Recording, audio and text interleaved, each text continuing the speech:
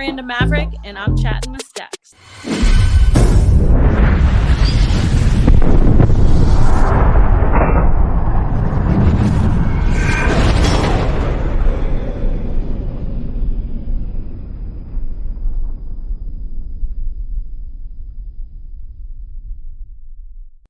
Welcome to this episode of Chattin with Staxx. I'm your host, Bill Staxx, and today I got Miranda Maverick. Hello, everybody. Hello. Hello. How are you? Doing great today. It's already been a busy Sunday and gonna keep getting busier, but that's usually how all my days go. Oh, I know you're a very busy woman, and we have a lot to talk about. So thank you so much for taking the time to come on the show. I really appreciate you taking the time. Of course, I'm happy to be here. Thank you. You have an incredible career. You're like a phenom in the sport. You got a goal and you set your mind to it, and I see the perseverance in you. And it's incredible the achievements that you have made already. Thank you. I appreciate it. I feel like I'm not quite to my peak in the sport, but it's one of those sports where you don't stay in it for too long. And I don't plan on being in it until I'm 40 or anything. So trying to make as many accomplishments as I can. Before we get started, make sure you guys hit the like, subscribe, and notification bell so you could get the videos every time they drop. So do you want to introduce yourself to the people that don't know and explain where you were born and raised? Sure. So I'm Miranda Maverick. I'm a UFC flyweight, active on the roster. So if you guys ever want to check out my fights, keep an eye on ESPN, keep an eye on my socials at Fear the Maverick to go check out any of my fights. Or, of course, YouTube has some clips of some of them. I'm from Missouri originally, so a little bitty town that's unheard of, basically called Tunis, Missouri, is where my family currently resides. And I was born like in the Jefferson City area, traveled around a ton as a kid, and we found our way back to Missouri. But right now, I actually live in Denver, Colorado, and this is where I train, and decided to come here out of any other place in the U.S. because they have a high concentration of fighters out here, amazing coaches, amazing teammates. So I'm out here training for basically the remainder of my career and doing the best that I can and before I retire. So are you out in Colorado because of the air? Because it's like lighter air? Many reasons. You know, the elevation has a little bit to do with it, but the main reason was just the amount of training partners out here that are highly skilled. I mean, Denver is actually a big hot spot for the UFC. For those people who don't know, there's about 10 female UFC fighters out here, which is amazing. So I get to train with those people at high levels instead of being like the only female in the gym, right? And then for coaches, I mean, there's just so many phenomenal coaches out here, like Elliot Marshall, Justin Houghton. They are both my primary coaches, and I get to train with them on a daily basis, which is something I used to just kind of have a dream about and get to come out every once in a while and train with them. But now I get to live here, get their instruction, and it has improved my game a ton. So what was your early life like before you got into all this craziness? So as my little farm bar thing on all my new clothes and stuff says, I was born and raised basically on ranches, on farms. We moved around a ton to like rural spots and would make the land better every time we would go somewhere. So my dad raises beef cattle now on the Maverick Ranch in Missouri, and I grew up that way. You know, I was the one helping carry buckets around, sacks of feed, tackling cows to help take them down and medicate them. Like that was how I grew up and was born and raised, and it gave me a good work ethic. And I'm the oldest out of two other siblings as well. My little sister fought for a bit too, so some people might know her. And my brother now already has his own landscaping business at 21 that he's been really working on doing, and he's trying to pay off his equipment and just keep building. So we all have really good work ethic and are all trying to make our own place in life. Wow, so you guys, you come from good stock, as they would say. Shout out to your father, your trainer. He's instrumental in you pursuing this career, right? Yeah, absolutely. He's basically the person who kind of got me involved to begin with. My entire family's been supportive, my mom, my stepmom, but my dad was the one who kind of watched UFC with me and my siblings when we were young, and we'd sit in the living room floor and literally learn the moves, like pause it and forward it slowly and go back again and keep going until we learned how to do a rear naked choke, learned how to do an armbar and all of these basics. And as more technology kept coming out, which kind of happened as I grew as a child and in my teens, we started watching YouTube videos of the UFC and watching YouTube videos of jiu-jitsu moves and just learned. How old were you at this time? I mean, I learned jiu-jitsu anywhere from the age of like 12 on is when we really started focusing on it. Like we had always rough-housed. We were that family that wrestled almost every night in the living room, but the I got, the more that we actually started learning stuff. It wasn't just tackle and pin them to the ground. It was, let's learn this submission. Hey, let's try this. Let's try that. And we kept learning more and more skill. By the time I was like 14, we had actual mats in our living room that we would pull out and lay out every night. And we'd probably go for about an hour a night until we were so tired we'd just stop. And it'd be all three of us kids against dad, you know, and then other times technique. And when I was 16, when I was old enough to drive, I was like, you know, I think I'm going to try out this jujitsu thing and see if I'm really good at it, because I had always been an athlete. I was always very athletic, and I've been good at every sport that I tried, but I was never the best, right? And I'm one of those people that doesn't really settle for good. I want to be the best. I want to be something that I can just go and accomplish as much as I possibly can in. So at 16, I went to Springfield, Missouri, which was like an hour away from home, and would drive there every other Thursday to do jujitsu. And slowly but surely learned a lot and already knew a lot by the time I had entered the gym. So you started wrestling, and you were on you were wrestling against the guys, right? Yeah, I did eventually. So my junior year of high school is when I started jujitsu, and then my senior year is when I decided, let me try this wrestling thing out, right? So in high school, I was the only, well, there was me and my friend. We were the two girls on the high school team that I convinced to do it with me. And then when I went to college, they did not have a wrestling team at Drury University. And then my sophomore year, they started one. And I had this big bearded dude, James Reynolds, who's still the coach at Drury University Wrestling, came and interrupted one of my classes and was like, hey, would you want to start wrestling for our team? And I was like, you're having a women's wrestling team? And he's like, no, a men's, but we'd be happy to have you on it. And I was like, I'm not that good. You know, I'm not that good of a wrestler. I don't know. I'll get beat up, and I'm not allowed to anyway, I don't think. And he's like, no, you're misunderstanding me. I don't really want you to compete for the team and stuff, but you could come join the team. It would help with our exposure. And at the same time, you could get a ton of training in for strength and conditioning, learn to wrestle, all that. And I was like, awesome, sounds good. So I started working full time. I trained full time. I went to school full time. And I also joined the wrestling team and came to as many practices as I could to learn. So when you're wrestling these guys, how is that when you first wrestle a guy? So you're going into it, you don't have experience by then, just wrestling around with your dad and your brother and things like that. But how is it like really wrestling a guy? Well, like I said, I'd done jujitsu already, and it's basically the same thing, right? Obviously, there's different rules to the sport, but I already knew how to wrestle and all that. So it wasn't uncomfortable to jump in. But when I first started jujitsu, it definitely was different. Like going from wrestling around in the living room with my family to going out and wrestling with grown men. So the very first gym that I went to was like called Dynamic Edge. They're actually closed down now, but they were kind of not as formal, not as real deal as Springfield Fight Club was that I eventually went to for jiu-jitsu. And I went there because they had a juvenile class. And I was like, I would feel much more comfortable rolling around with boys, you know, like kids my own age, and learning there. And I only stayed there for 2 weeks before I was like, forget it. I'm going to jump into adult class and see how it goes, because I was already beating up all these adolescents. You're mopping the floor with them, right? Yeah. And I was like, even though they were my same age, I already knew a lot more than them. So I went to Springfield Fight Club for the first time, and I was just shell-shocked, basically. I was the only female in there. Everybody had on gis, which I was not used to. There were a bunch of black belts on the mat, and I was just like, whoa, you know? And even the white belts were beating me up. And I was used to like beating up these people that had been training a while, and these people like actually trained, did no-gi, did gi, did actual jiu-jitsu. And it was very different. I was uncomfortable for a few days, and once you get a couple people you trust, it's no problem anymore. You know, I earned respect from just being young and going in there and trying my best. And over time, like now, I'm still very good friends with some people I met at Springfield Fight Club. Did you feel like some of the guys would try to go easy on you because you were female? I think there's a little bit of all of it. I think they should, you know. I have a lot of opinions about that stuff. If you're a grown man and you're very skilled at the sport already, you don't just go in and just destroy everyone you roll with. Man, woman, young, old, doesn't matter. You're not going to go in there and just murder them. But a lot of guys let me work. They would challenge me, you know, and push me to where I wouldn't beat them or anything. They'd still win usually, but they'd let me work. Because if I'm going against a 200-pound guy, all he has to do is lay on me, especially when I started out, you know. Yeah. Now I would say that a lot of guys don't go easy on me, you know. They're like, oh my goodness, she's skilled enough, she's going to beat me.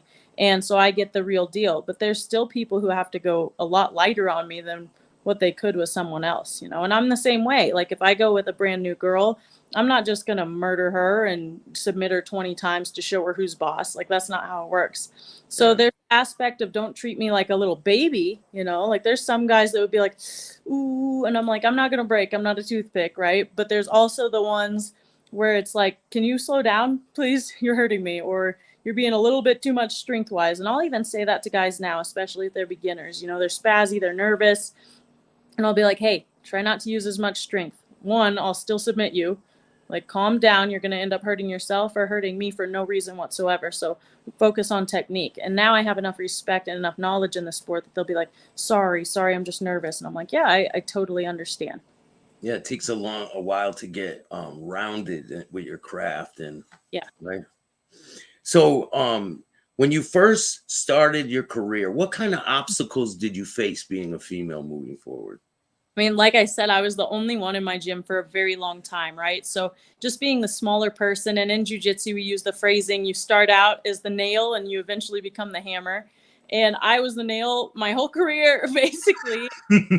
Happen. Like go against the guys that are bigger, that are stronger, that are faster. And even now, the ones that are as skilled as me, still strength matters a lot once your skill level is equal, right? Size matters a lot once your skill level is equal. So I still go against guys my same size that I'm like, man, you're so much stronger than me still. It's very frustrating when I'm already world ranked and these people are like amateur fighters and they can beat me at what I do, right? And I'm just like, oh, it's so frustrating. Yeah. But you know, you get the creeps too in the sport. There's a few of them out there, even in training. I luckily have had the great honor of having coaches who cared about me a lot and really looked out for me. And I would be like, hey, this guy touched me this way, or he said this to me. And they'd be like, in the middle of class, stop the whole class and be like, dude, you get the F out of here or we'll all beat your ass. Like, Would get that out. happen a lot? Would that No, happen a lot? but like I'd say once a year when I was younger. And, you know, when I was younger, it was even more important. It's like I'm 16, 17 years old. You don't mess with a girl, but they wouldn't know how old I was or whatever else. But you don't talk about sexual stuff on the mats, for instance. You don't, you know, ask girls weird ass questions when you're rolling with them. It's just inappropriate. And most people won't do that, you know, but you'll have the weird comment every once in a while. Yeah. So that was, So and I guess another one is just earning that respect. I've been to a lot of new gyms. I go and travel a lot and teach seminars. And sometimes you'll run into guys that are like, what can I learn from you? You're a girl. I could beat your butt. And I'm like, you couldn't. And especially if you were my same size, I wouldn't. Why don't you learn from anyone you can? And most times coaches and stuff will set them straight on that. But you still come across a few old school people that are just like, you know, if you can't beat me, then I can't learn anything from you. so you're a professional fighter, but have you ever had any fights outside of the gym? No, I haven't. When I was younger, I had a couple, I don't know, conflicts, I guess you'd say, but never like a full out fight. I've never really hit anyone ever outside of training or fighting. But when I was younger, before I even trained formally, I was always that tough girl in school and stuff, right? And my dad raised me very much like a boy, where it was like, you do not hit other girls, right? It's like I knew I was stronger. I have more muscle than a lot of the girls, and I would get in trouble if I ever would get in a fight with a girl anyway. But I had a couple times where I would literally pick up a girl and throw her on my shoulder and go like slam her down on the ground in front of somebody and be like, this girl stole this or did that. Like there were a couple times when I would be like a team captain and somebody had stole the uniform of another girl on the team, and I went and confronted her and she smacked me, and I picked her up and carried her to the coach and like threw her down in front of him kind of thing. Yeah, and there's been a Oh, couple times I man. twisted a guy's arm behind his back because he was being a pervert or something like that. But never really gotten a full-blown fight. I've usually just restrained someone.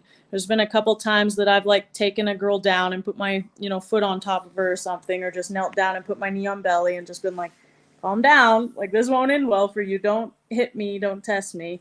But I've never had to really go beyond that, which has been really good. And as far as guys, I try my best to stay out of those kind of conflicts because you never know who's skilled, who's not, who has a weapon when there's two of them. So as an adult, I just try to be cautious and not put myself in bad situations. That's a great answer. So early on in your career, right? What's it like going into the first fight, your first ever fight? I mean, I know that you started your career in 2015, your amateur career, and then 2016 you went professional. So is there a big difference from when you started your amateur career versus your professional career? There's like two answers to that question. One, when you have your first fight, there'll never be anything like it, right? Like you'll never have that level of oh shitness, right? Like I went into that cage, I can't even hardly remember it, to be honest with you. It has been a while now, but my very first fight, what I do remember is once I got done with it, I basically was blacked out. Like I didn't even remember how I won hardly. I knew I had won, but I didn't know how because I was just so like so much adrenaline. I was shaking. I was just like, woo, like buzzed, I guess would be the best way to say it. You know, when you have so much adrenaline go through you, it's almost hard to like control feelings, control memories, like all that kind of stuff. So yeah, that first fight was nuts. I remember in the back, I was just so nervous, didn't know what was going to happen, but also there wasn't really that pressure on me, right? In my view, when I had my first fight, it was, I'm going to try this and see how it goes, right? I'm going to see, one, if I win this fight, two, if I like it, because I thought I might be that person that's apologizing the whole time I'm hitting this girl. Like I didn't know how it would go. Sorry. I trained with like one girl prior to that, and she was very new.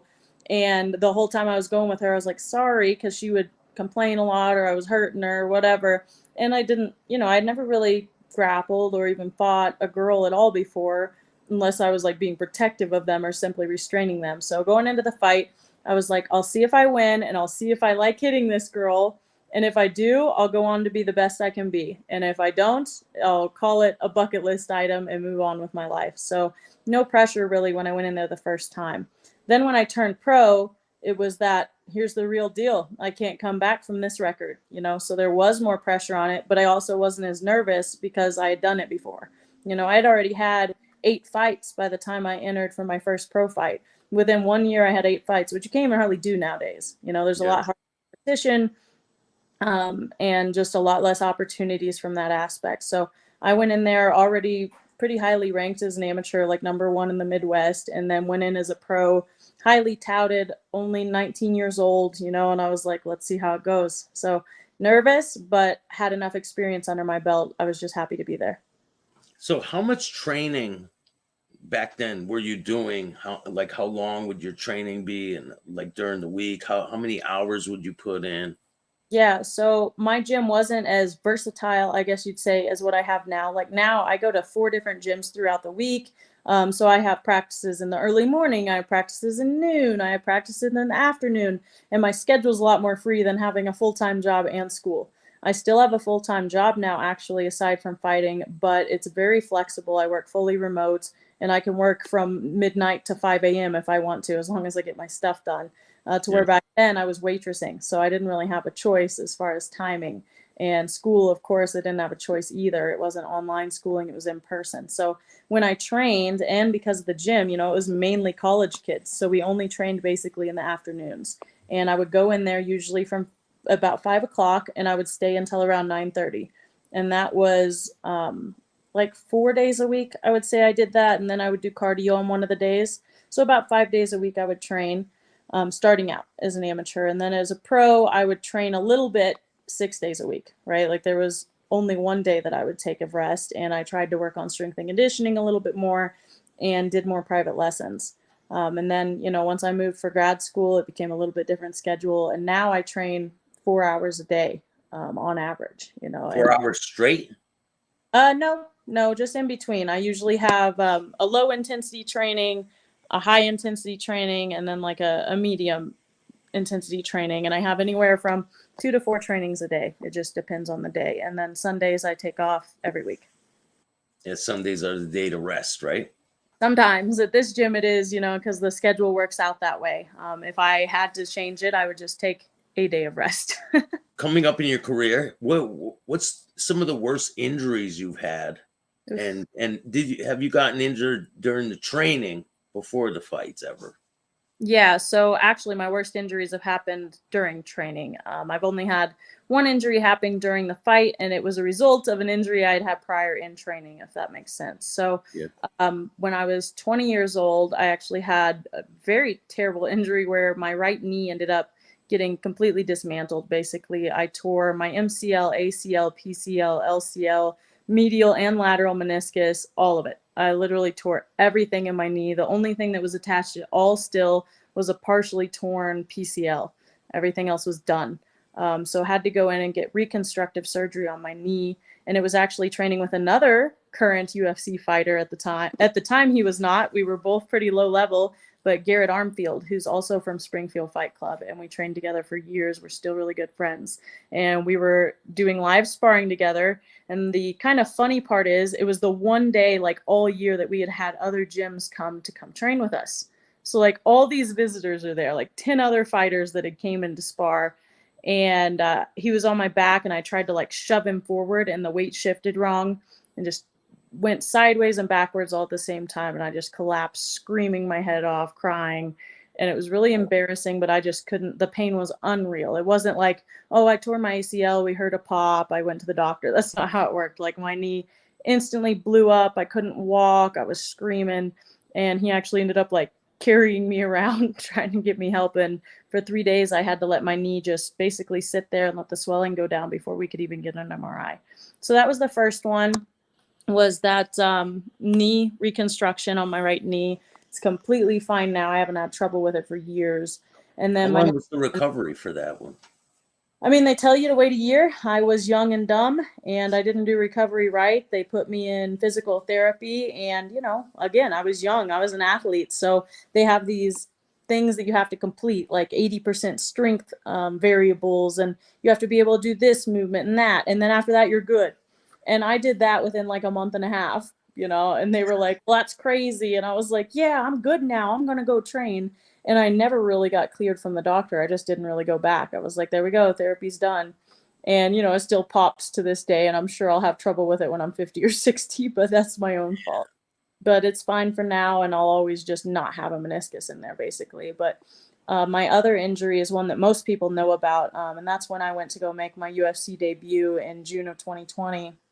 I was supposed to go, and it was the Thursday, so the day before my weigh-ins, right? So literally 2 days from having my dream come true of getting in the UFC, and they tell me, you cannot fight. I had taken it on very short notice, so I didn't have time to do my medicals in Virginia. Went to Vegas, which probably ended up being a blessing because those doctors probably caught it a lot more than the Norfolk ones would have in Virginia. And they were like, you have something wrong with your retina. Sent me to a specialist Thursday night. I was already cutting weight. I was super dehydrated, tired. And they were like, yeah, we can't allow you to fight. You have 2 torn retinas, which I didn't know what that meant really. And they were like, we have to get you into emergency surgery. Like you could go blind in either eye immediately. It's barely hanging on. And I was like, what? And they were like, you don't see any problems with your vision? I was like, well, I've never had great vision, but I haven't noticed anything weird. And it ended up being in my peripheral vision where the tears were mainly at. So if I focused on them, I could kind of see the bugs floating around and stuff. But who focuses on their peripheral vision, right? Yeah. And they told me not to fly home. They told me not to do anything that caused pressure, not to go in high elevation areas. But I flew home anyway because I was like, I've got to get home. I cannot afford staying in Vegas, you know, for weeks. Yeah. And my dad was terrified for me. My current husband, so my husband was actually dating me for 2 weeks at that point. So it was kind of crazy. And he ended up driving me around. It's actually why we got close, I guess, is how well he nursed me back to health, I suppose. Drove me across 3 different states to find a surgeon who finally said they could do the surgery and still let me fight again. Because a lot we're just going to put like an air bubble behind my retina to keep it in place. But if I ever did athletic activities or anything extreme or had pressure, it would basically redo it and I could go blind. So finally found someone who was willing to do the sclera buckle, which is what I have in both eyes now, and was able to return to fighting in October of 2020. So quick recovery, but also the scariest 2 weeks of my life. I was very depressed. It was horrible. I was told, you know, I couldn't fight again, told I couldn't even have children. Like went through a lot of things with surgeons who were just very negative. Some doctors need to learn how to talk to people a little more, you know? Yeah. Yeah. There's a lot of them out there like that, you know? Everybody that's watching me out there, thank you.